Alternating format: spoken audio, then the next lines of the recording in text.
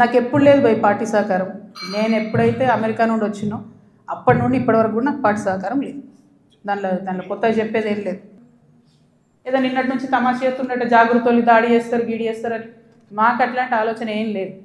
మేము మీ మీద దాడి చేసేంత పెద్ద వ్యక్తి మీరు కాదు. ఫస్ట్ థింగ్ వదిలేసేయండి. మీ మీద దాడి చేసే అవసరమే లేదు. మీ వెనుకో గుంటనక్క ఉంది చూసినావా, వాళ్ళని మాత్రం వదిలిపెట్టండి. ఆ గుంటనక్కకి చెప్తున్నాయి ఇప్పుడు వినమని. ఆ గుంటనక్క ఇంటుంటాడు ప్రెస్ మీట్ నాకు తెలుసు. సియాట్ ల్యాండ్స్ ఉండే, దాన్ని తర్వాత ఏం చేసిండ్రు, సెయింట్ గోబెన్ అనే కంపెనీకి ఇచ్చిర్రు 70 ఎకరాలు. దాని తర్వాత ఏం చేసిర్రు, ఈ గుంటనక్క రికమెండ్ చేస్తే మన BRS government favourite builder Vasavi ఉన్నాడు కదా, ఆ వాసవి బిల్డర్కే ఇచ్చిర్రు. అయితే ఒక అధికారి దానిలో చాలా కీలక పాత్ర. ఆ అధికారి ఇప్పుడు ఈ గవర్నమెంట్లో కూడా కీలకంగా ఉన్నాడు. కానీ ఖచ్చితంగా ఆ సెయింట్ గోబెన్ ల్యాండ్కి సంబంధించి ఆ అధికారి పేరు, నేను చెప్పే గుంటనక్క గారి పేరు రెండు కలిపి నేనే ఇస్తాను. విజిలెన్స్కి ఇస్తా, ఈడీకి ఇస్తా, సిబిఐకి ఇస్తా. ఇక చూసుకోరు, ఏం చేసుకుంటారో వేసుకో. నేను మీలాగా ఫాల్తు అలిగేషన్స్ చేయను. నా భర్త ప్రైవేట్ ల్యాండ్లో వ్యాపారం చేసిండు. ఏ రియల్ ఎస్టేట్లో ఉన్న వ్యక్తి అయినా చేస్తాడు. మేమెన్నడూ ప్రభుత్వ భూమి జోలికి పోలేదు. ప్రభుత్వానికి ప్రజలకు నష్టమయ్యే ₹1 పని కూడా మేము చేయలేదు. మీరు అనవసరంగా లేనిపోయిన అలిగేషన్స్ నా మీద వేసి ఈమె ఏదో జనం బాట పేరుతో జనంలో పోతుంది, ఈమెను డిస్టర్బ్ చేద్దాం, మైండ్ ఖరాబ్ చేద్దాం అనే ఆలోచనలు పెట్టుకుంటే మాత్రం నేను చూస్తూ ఊరుకోను. ఇవాళ జవాబు ఎందుకు ఇస్తున్నా అంటే, నేను మీలాగా వెన్ను చూపించి పారిపోయే వ్యక్తిని కాదు. నా మీద వచ్చిన అలిగేషన్కి అవుట్ రైట్గా సమాధానం చెప్పే వ్యక్తిని. నా జాగృతి కార్యకర్తలందరికీ కూడా, తెలంగాణ ప్రజలందరికీ కూడా నేను క్లారిటీగా చెప్తున్నాను. 10 ఏళ్ళ బీఆర్ఎస్ పాలనలో నాకు ఏ దాంతో కూడా సంబంధం లేదు. నన్ను నిజామాబాద్ వరకు పరిమితం చేసిండ్రు. 5 ఏళ్ళే నేను యాక్చువల్గా ఉన్నది పవర్లో. ఆ 5 ఏళ్ళు ఎంపీగా ఉన్నప్పుడు ఢిల్లీ, నిజామాబాద్, హైదరాబాద్. నా మొత్తం ట్విట్టర్ చూసుకోండి, నా క్యాలెండర్ చూసుకోండి. ఇప్పుడు ఎట్లయితే జనం బాట పేరు పెట్టుకొని ప్రతిరోజు తిరుగుతున్నానో, అప్పుడు కూడా నేను మన ఊరు మన ఎంపీ పేరుతో నిరంతరం ప్రజల మధ్యలో ఉన్నా. పైరవేలు చేసుకోలే నేను ఎప్పుడు. నేను చాలా గర్వంగా ఫీల్ అయినా. నేను తెలంగాణ నుండి మొదటి ఎంపీగా పార్లమెంట్కి పోయినా. కొట్లాడుతుంటే మీ పిచ్చిలేసినట్టు గంటలు ఒరుతుంటే మీ పార్లమెంట్లో ఎంత ఫైట్ చేసినాం స్టేట్ కోసం. మీరేమో మేము ఆడ ఢిల్లీలో కొట్లాడుతుంటే ఇక్కడ ఏసీ ఆఫీస్లా ఉండి పందికొక్కుల్లాగా కేసీఆర్ గారు నీడనే ఏరి ప్రజల సొమ్ము తిన్నది కాకుండా ఉల్టా నా మీద వెకిలి ప్రయత్నాలు వేస్తే మాత్రం ఒక్కొక్కరిది కాళ్ళు ఇరగొడతా చెప్తున్నాను. నాకు ఇట్లాంటి భాష మాట్లాడడం ఇష్టం ఉండదు. ఇవాళ మాట్లాడక తప్పని పరిస్థితి అవుతుంది. లేనిపోని అంటగట్టకండి. 10 ఏళ్లలో ఎన్నడూ ఎవరు గవర్నమెంట్లో నా భర్త పేరు వినలేదు. ఇవాళ మీరు ఆయన మీద అలిగేషన్ చేస్తున్నారు. ఆయన ఫోన్ ట్యాప్ చేస్తారు, సిగ్గుండాలి. ఇంటర్లో ఫోన్ ట్యాప్ చేస్తారు, ఇటువంటి వెధవ ప్రచారాలు చేస్తారు. ఇంకా కళ్ళు చల్లబడతలేవా మీకు? పార్టీలకి నిలగొట్టారు కదరా బయటికి. ఇంకేంది? నేను ఊరుకునేదాన్ని కాదు బిడ్డ, చెప్తున్నా.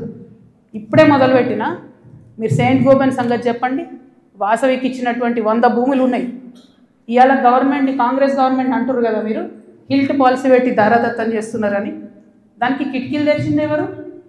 దానికి బీజం వేసింది ఎవరు? డిస్టిలరీ భూములు అమ్మినరా? లీజుకి ఇచ్చిన భూములు.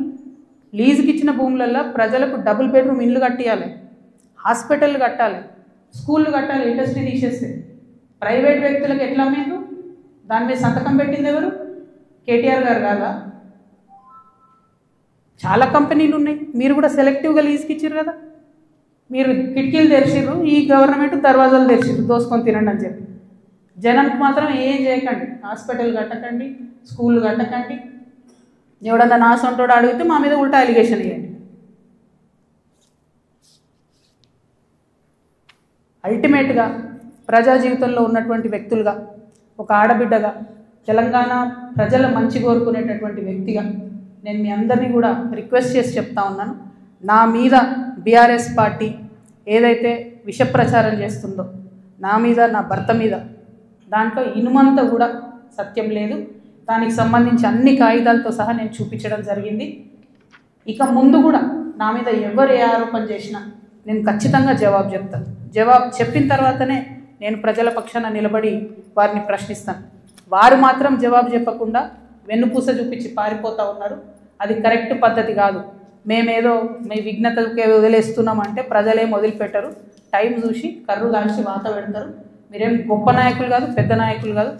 ఎంత పెద్ద నాయకులైనా ప్రజలకు జవాబుదారీ అన్న విషయాన్ని మర్చిపోయి మీరు ప్రవర్తిస్తే మాత్రం ఊరుకునేది లేదు. ఇది తెలంగాణ, ప్రజలు మేలుకుంటారు, ఖచ్చితంగా మాట్లాడతారు. Thank you. జై తెలంగాణ.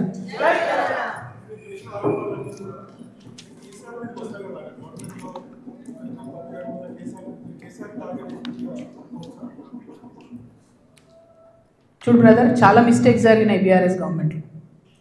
ఆ విషయాలన్నీ ఇప్పుడు నేను జనం బాటలో తిరుగుతుంటే ప్రజలు వచ్చి నాకు చెప్పేటటువంటి దాంతో వాళ్ళు ఇస్తున్నటువంటి విజ్ఞప్తులతోనే అర్థమవుతుంది. నేను మళ్ళీ చెప్తున్నా, ఎంత పెద్ద నాయకుడైనా ప్రజలకే జవాబుదారి.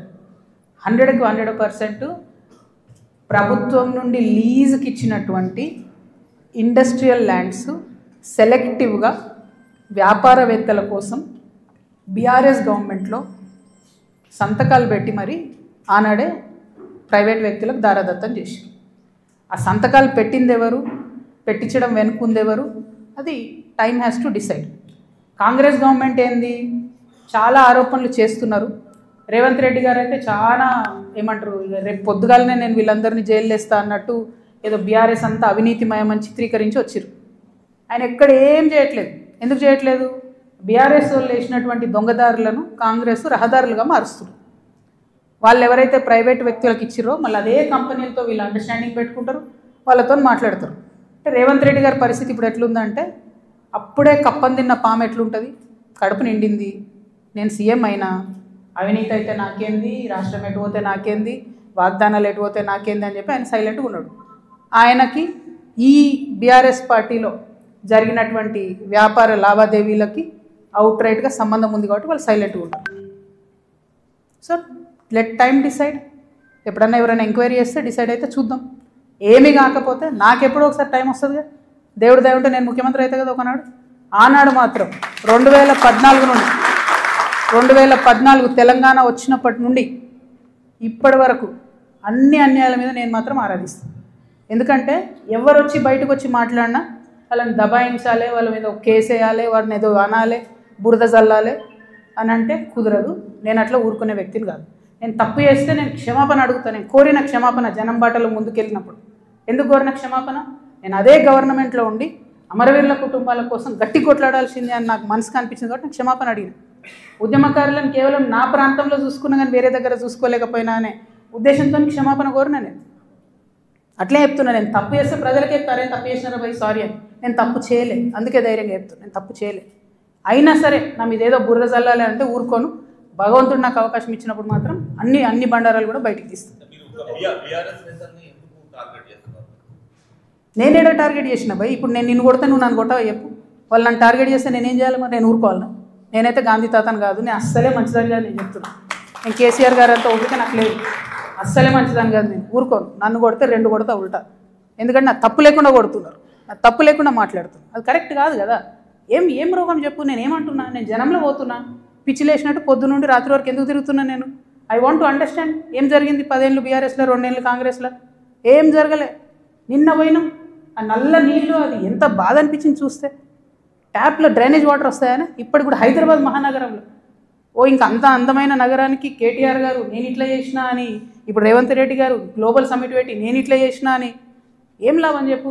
ఆడబిడ్డలకు ఒక డెలివరీ హాస్పిటల్ ఉండదు, నల్లలో మోరు నీళ్ళు వస్తాయి, ఇదో మహానగరం, దీనికి సంతోషపడాలి. ఎవరొకరు అడగాలి కదా. అడిగితే కేసులు, అడిగితే లొల్లి, ఇంతే. ఏం భయపడేదాన్ని కాదు నేను. ముందుకే పోతా, వెనుకకైతే పోయేది లేదు. వస్తే లొల్లెందుకుంటుండేనే, వస్తే లొల్లెందుకుంటుండే? 5 ఏళ్ళు నన్ను ఓడగొట్టి ఇంట్లోనే కూర్చోబెట్టిరు కదా. వద్దంటే బలవంతంగా ఎమ్మెల్సీ ఇచ్చిరు. నేను అప్పటి కూడా అడిగిన, నాకు ఎంపీ క్యాండిడేట్గా నన్ను డిక్లేర్ చేయండి, నేను ప్రజల మధ్యలో ఎక్కడైతే ఓడిపోయినా అక్కడే ప్రజల ప్రేమను గెలుచుకుంటా అని చెప్పిన. అవకాశం ఇవ్వలే నాకు, తిరగనీయలే. మా కాన్స్టిట్యున్సీలో కూడా ప్రతి ఎమ్మెల్యేను ఎవరో ఒకరు మేనేజ్ చేసుడు, వాళ్ళు నాకు ఎక్కడికక్కడ కాళ్ళల్లో కట్టెలు పెట్టుడు, కాన్స్టిట్యున్సీ నుంచి ఎవరైనా వచ్చి కలిస్తే బెదిరించుడు. నువ్వు ఎట్లా కలుస్తావు? అక్కతో నీకేం పని?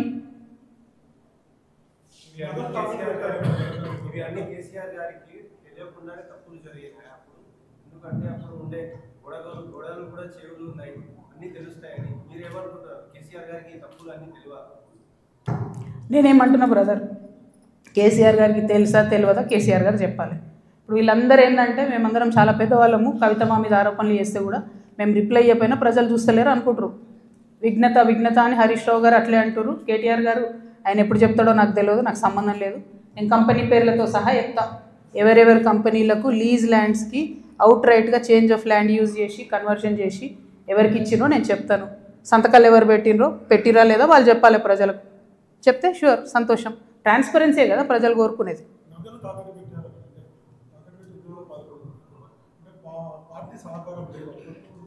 నాకు ఎప్పుడు లేదు భయ్ పార్టీ సహకారం. నేను ఎప్పుడైతే అమెరికా నుండి వచ్చినో అప్పటి నుండి ఇప్పటి వరకు కూడా నాకు పార్టీ సహకారం లేదు. దాంట్లో కొత్తగా చెప్పేది ఏం లేదు.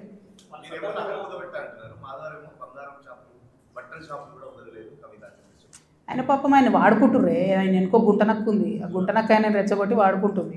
టైం వస్తే చెప్తా కదా. ఆ గుంటనక్క చెప్పినా కదా, ఏదైతే సెయింట్ గోబెన్ ల్యాండ్లో ఒక అధికారి ఇప్పుడు రెడీగా ఉన్నాడు చెప్పడానికి సిబిఐ దగ్గర ఈడీ దగ్గర. అప్పుడు తెలుస్తుంది వాళ్ళకి. నేను ఒకటే క్లారిటీగా చెప్తున్నా, మీరు ఎంతోసేపు నన్నేదో చేద్దాం, ఆడపిల్ల కదా పాపం భయపెడితే బెదురుతుందేమో అనుకుంటురేమో. కుదరదు బాస్, కుదరదు. ఇది మారింది, పాలిటిక్స్ మారింది, టైం మారింది, అట్లా కుదరదు.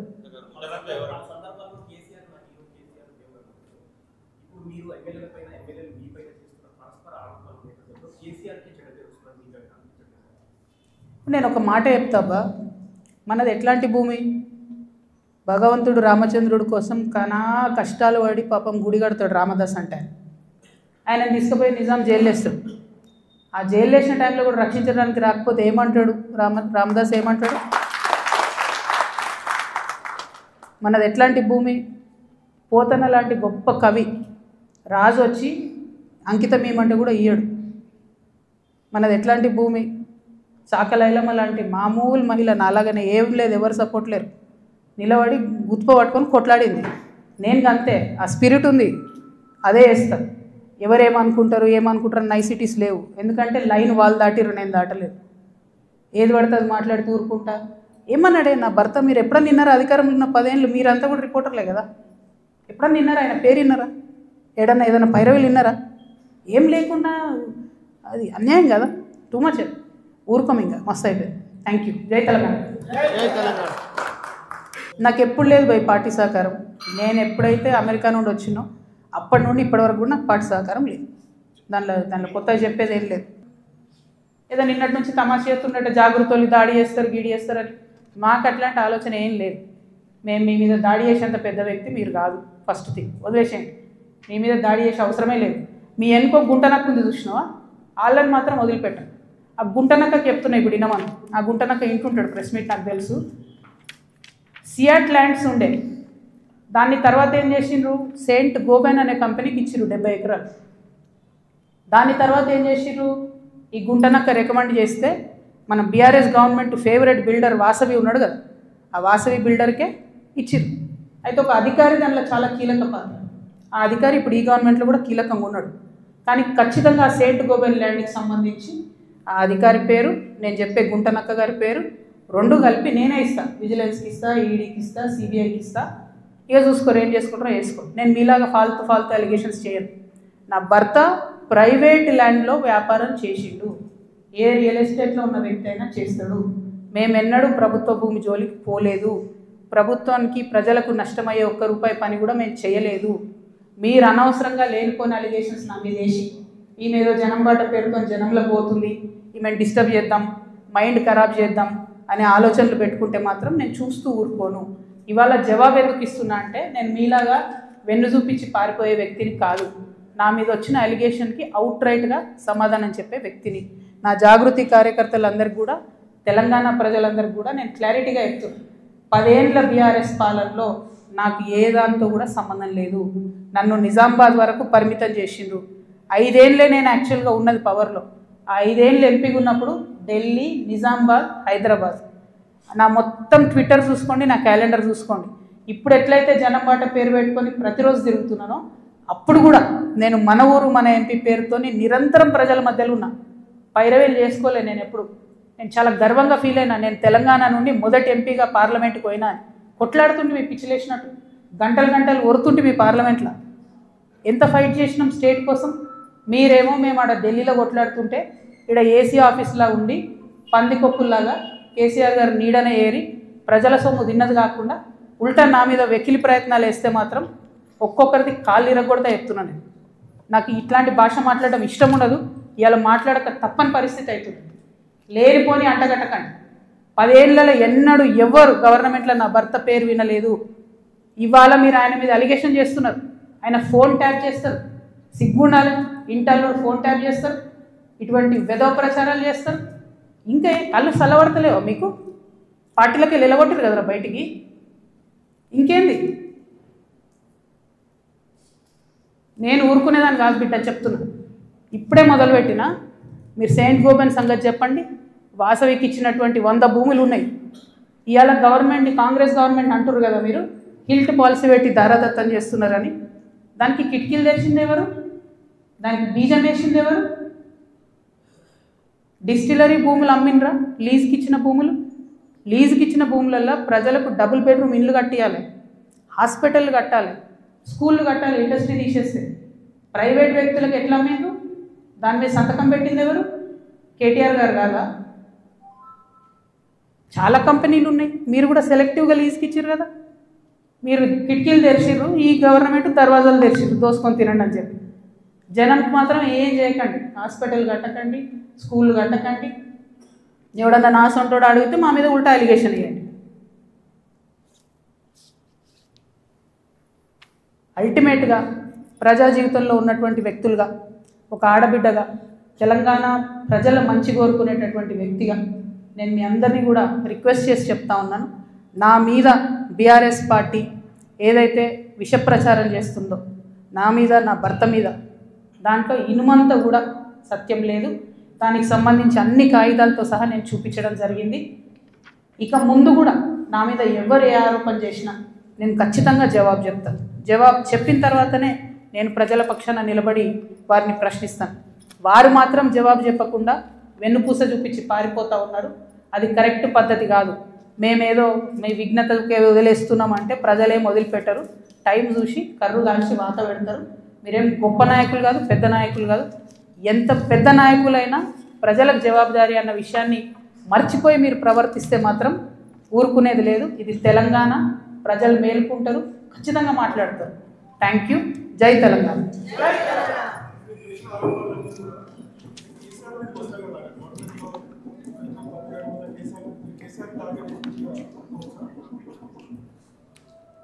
చూడు బ్రదర్, చాలా మిస్టేక్స్ జరిగినాయి బీఆర్ఎస్ గవర్నమెంట్లో. ఆ విషయాలన్నీ ఇప్పుడు నేను జనంబాటలో తిరుగుతుంటే ప్రజలు వచ్చి నాకు చెప్పేటటువంటి దాంతో, వాళ్ళు ఇస్తున్నటువంటి విజ్ఞప్తులతోనే అర్థమవుతుంది. నేను మళ్ళీ చెప్తున్నా, ఎంత పెద్ద నాయకుడైనా ప్రజలకే జవాబుదారు. 100కి 100% ప్రభుత్వం నుండి లీజుకి ఇచ్చినటువంటి ఇండస్ట్రియల్ ల్యాండ్స్ సెలెక్టివ్గా వ్యాపారవేత్తల కోసం బీఆర్ఎస్ గవర్నమెంట్లో సంతకాలు పెట్టి మరి ఆనాడే ప్రైవేట్ వ్యక్తులకు దారాదత్తం చేశారు. ఆ సంతకాలు పెట్టింది ఎవరు, పెట్టించడం వెనుకుందెవరు, అది time has to decide. Congress government ఏంది, చాలా ఆరోపణలు చేస్తున్నారు.